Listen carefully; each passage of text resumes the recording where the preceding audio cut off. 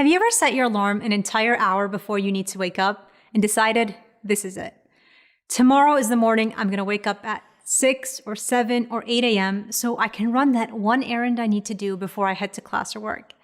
It can be something as simple as cleaning up my room or house, making breakfast, or going for a morning walk. And we know whatever small task it is that we have planned for the morning, if we can get it done before our day starts, it'll feel great.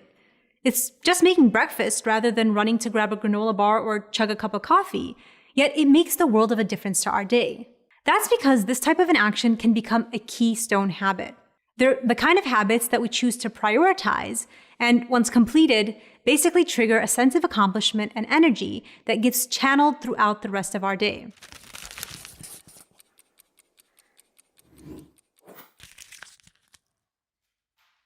When we start our day right and loosen those 3 knots tied by shaitan through salah, we've accomplished so much more than we think. Waking up to pray tahajjud, aka salah during the end of the night, or fajr, is not simply any task you check off your list.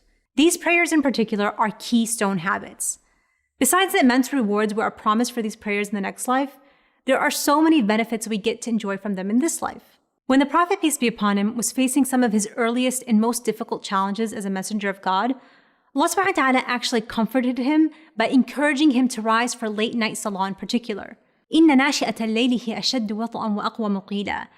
Night prayer makes a deeper impression and sharpens words. That these prayers give you strength both internally and externally, giving you what some tafsir scholars describe as istiqamah, firmness and resolve in your faith and actions. What better way to start your day?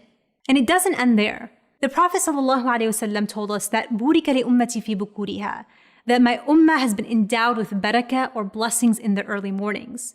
And no surprise, our brains are wired to achieve optimal productivity in the mornings.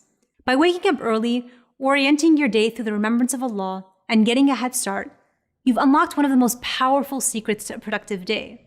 So what are we encouraged to do with this blessed time and prime brain power? إِنَّ قُرْآنَ الْفَجْرِ كَانَ مَشْهُودًا. Recite Qur'an and the angels will testify on your behalf. You might find this counterintuitive. Why not use this time for all of the other endless tasks you need to do?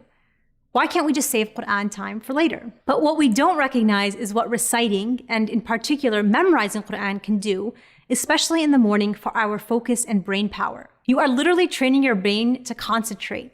And in doing so, you have to block out distractions, which helps train your brain to overcome distraction as well. And if you spend only 5, 10, 15 minutes every morning trying to memorize just one or a handful of verses, you've built far more than a day's supply of focus and concentration. In fact, the significance of training your brain in this manner has become very popular today. One book that I read, for instance, encourages you to memorize the order of a deck of cards and then repeat the deck, or as many cards as you can, in order from memory. All of this just to build that focus and concentration people are so desperate to find today. And as I read that, I remember I just sat back and laughed. Here I was, yet again, a Muslim who was given far better and more effective tools to achieve something much greater. Not only was I encouraged to memorize Qur'an at a young age, but I always had heard that the best time to memorize was after Fajr Salah in the early morning hours of the day. And while for a good part of my childhood, I always felt like, man, this is rough. Being a good Muslim is so much work. Little did I realize at that time, just like everything else I'm required or encouraged to do in my religion, at the end of the day, it has continued to come back to benefit me in this world and the next. And there's no better life hack than that.